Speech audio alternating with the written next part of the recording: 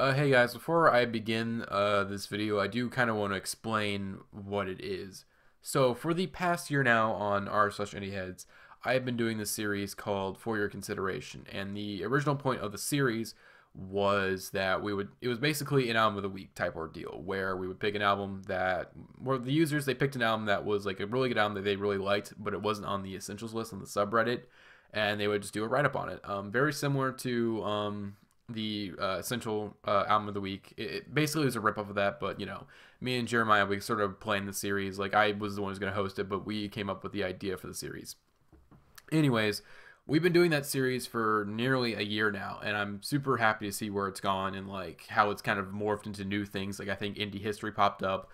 We did the really successful album of the year 2015, and also the thing with this series is I thought, like a few weeks ago I was thinking, and I'm like, this could actually translate really well into a video. If someone would be willing to put the time in, they could make, you know, one of these into a video, like in like a really good video. And I'm like, why don't I just do that? So yeah, that's what this thing is going to be. So it's going to be very, very similar to FYC. I think it's going to be a bit more detailed, and you're going to get more like, it's a lot more detailed since with this a video, you have more time. There's no character limit. It's like, well, there's a time limit, and I want to put certain time restraints on myself. But yeah, this could be a lot more in depth. And actually, this one we're doing, if you can tell by the title, I've done a review for this before on For Your Consideration, and the album I'm going to be talking about today is Dean Blunt's The Redeemer. And this has been a really like a favorite album of mine for the past few months, and it's really emotionally, it just struck a chord with me like so quick, and it enveloped my life so much. It's like, how do I relate to this man's music so much? Jesus Christ. So yeah, that's what this is going to be. So yeah, I hope you guys, so we're gonna just get onto the video, and I hope you guys enjoy it. So let's get to the background of who is Dean Blunt. Dean Blunt is an enigma of a person and artist. Constantly labeled as a prankster in the media, this year alone he's already messed with the public by selling toy cars with weed in them on eBay and Craigslist, opened an art installation that was just a stock photo with an ear-piercing, high-pitched tone throughout, along with promoting his new album, BBF, hosted by DJ Escrow, with a possibly fake Idris Elba quote, who's given Blunt some criticism in the past for his music, saying he could easily make it on an iPad.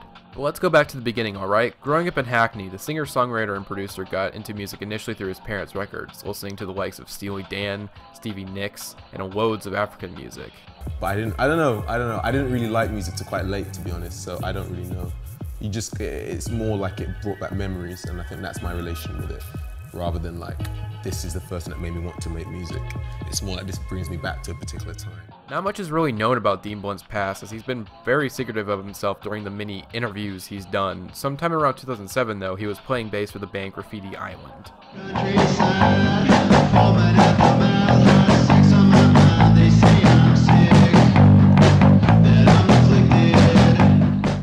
It wasn't really until he became a part of the electronic duo Hype Williams that he gained notoriety. His origins within the group and the group itself are extremely murky, as him and the other group member Inga Copeland said, it was essentially a project passed on to new people every few years, as it was supposedly passed on to them.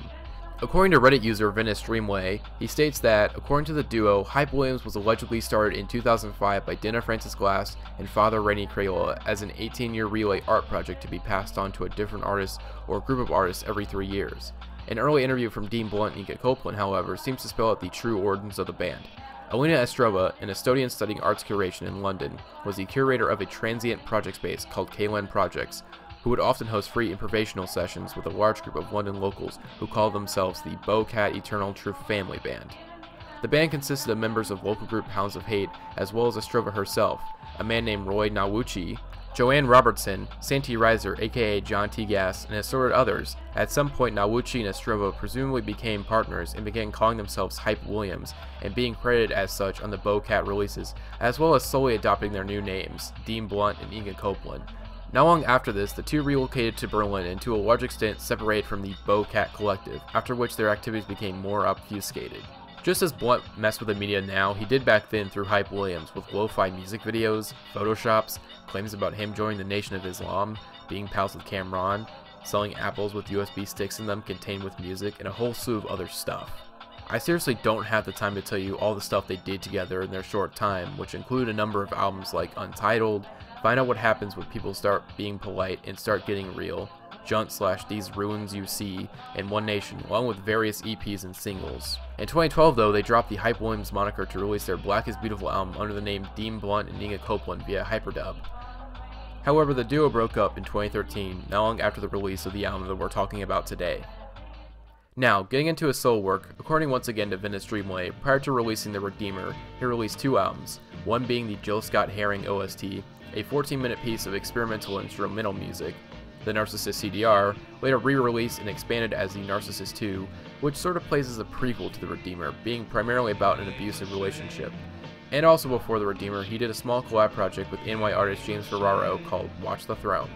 And finally, on May 1st, 2013, he released The Redeemer, a high-concept breakup album that explored the relationship's ins and outs in a complex, non-chronological manner. Shortly after the announcement of the breakup of Hype Williams, he released Stone Island, which served as a companion piece to The Redeemer. Recorded in 1 week in a Moscow hotel room, the 10-track album borrows many elements from The Redeemer and continued the relationship between himself and Joanne Robertson, who has featured on all his solo releases to date. In 2014, he released 2 projects, one being the self-released mixtape called Skin Fade, which had a focus on race and which continued on the genre-hopping black metal released via Rough Trade Recordings. In a Rinse FM radio interview, he explained the album's meaning. Black metal is about... Do we need to make this a cappella? No. Okay, No, you okay, can I put thought music it was- on. Black metal basically is... It's like... Okay, you know, it's like, imagine like an essay and the heading or the thesis kind of title is it's like appropriate Jesus, appropriation, reappropriation, and the empowerment of the post-black male. And it's the idea of how in America the black man uses existing white images and claims them as his as a form of empowerment. So Black Cobain and Black this and Black that, which is not actually really progressive. So it's this American idea of racial progression is completely backward because you're just appropriating something and kind of calling it your own. That's something that's already died and passed. Give me an exact example. I think anything like that, anything that I think that whole movement or that whole idea of like this progressive, this new black, but really you are just taking something that's been and gone, has been discarded, and claimed it back and saying it's, you know, the Black Cobain. Yeah, you're actually you're picking something old up. The real progression is something that is undefined and is new, and that's what black metal is. In 2015, he began his Babyfather project, releasing the Babyfather mixtape in May via Hyperdub, along with another mixtape entitled UK to UK in November. And in 2016, Blunt dropped another mixtape as/with Babyfather called Platinum Tears, along with announcing BBF hosted by DJ Esker, the debut album under the Babyfather name, released under Hyperdub.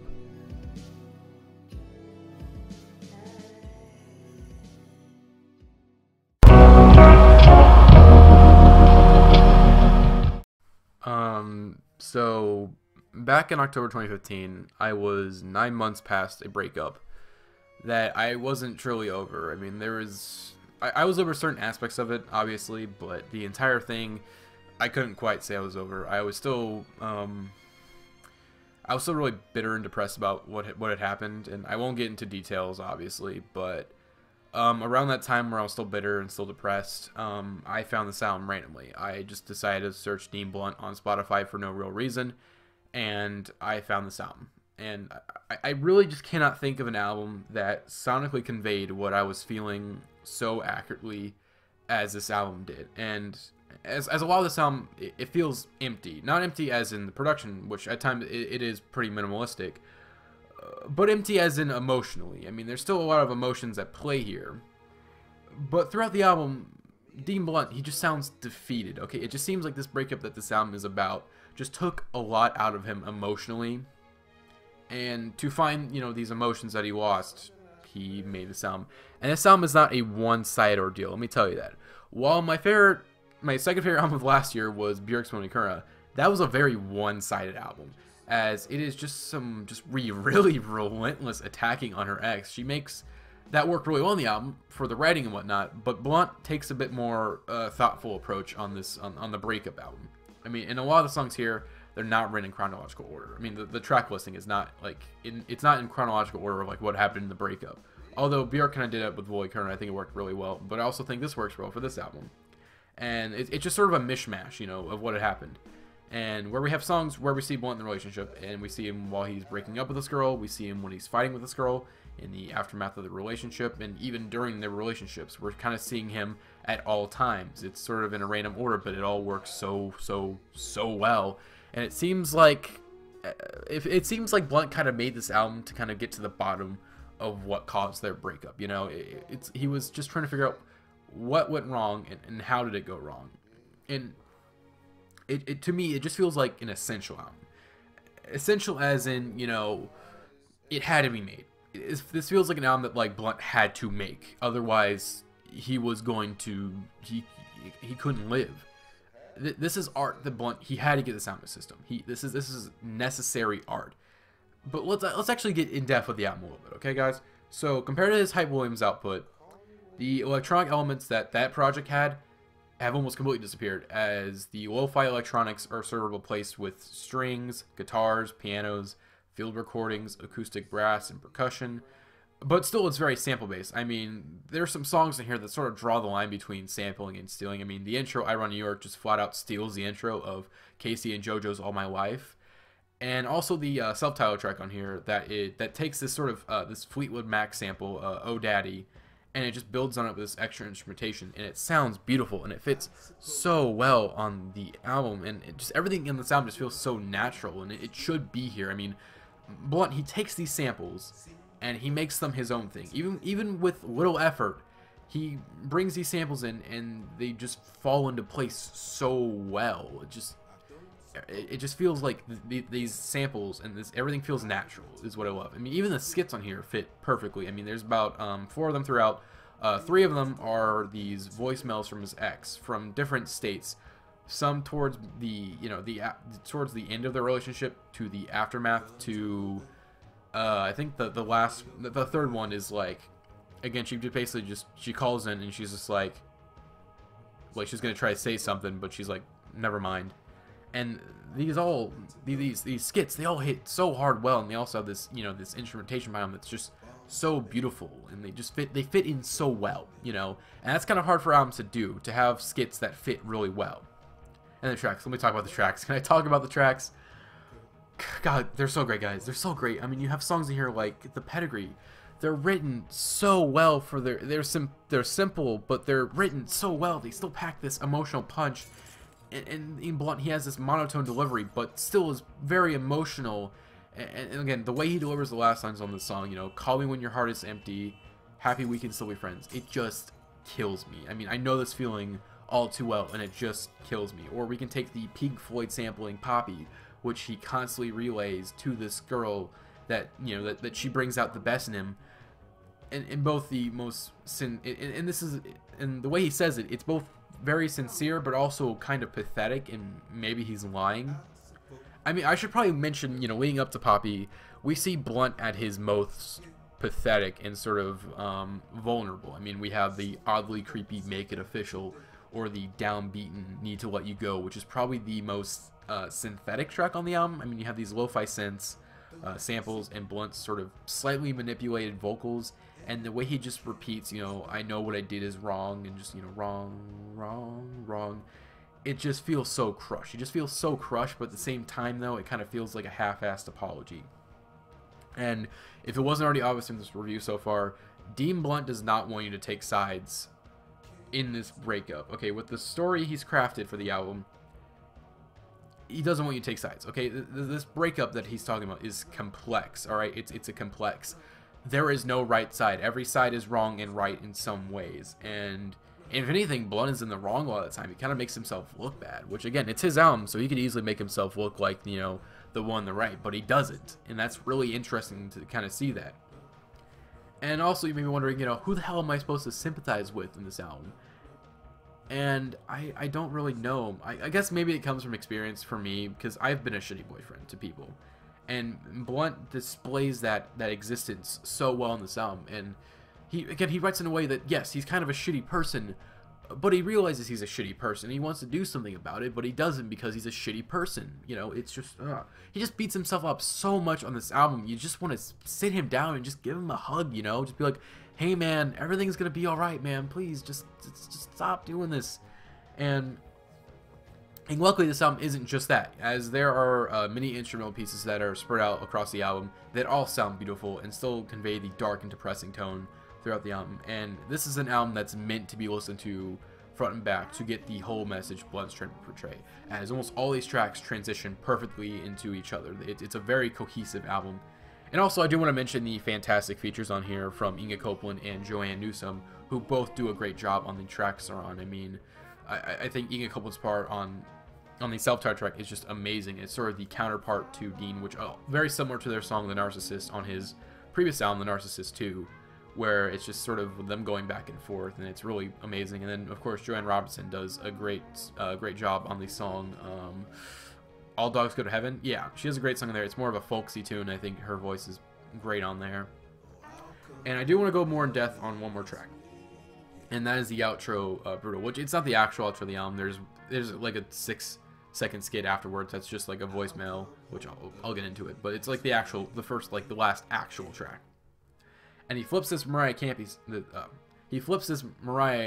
sample, and the song is essentially a culmination of everything Blunt has in his head, you know, about this breakup. I mean, we see Blunt deal with feelings of jealousy, arrogance, disappointment, lack of inspiration, and heartbreak. Though these feelings, it's easy to tell he isn't over the breakup, alright? He's not over it. But he'd like to think he is, you know? And then the album ends on one last voicemail saying, "You have no more messages," ending the album on a very cold note. So yeah, The Redeemer is an album that deals with complex emotions that become so tangled and so intertwined that it leads to a number of hypocrisies. There are no heroes and villains on this album. There are people. And Blunt does not make himself look favorably on the album, and neither does he make his ex look favorably either. He just simply tries his best to lay out the story of his breakup through his perspective, which in turn he's integrated into this amazing but very disjointed album. And overall, I think this is one of my favorite albums of all time. I would probably rank it like number 4 if I had to like do a list, which I think is, you know.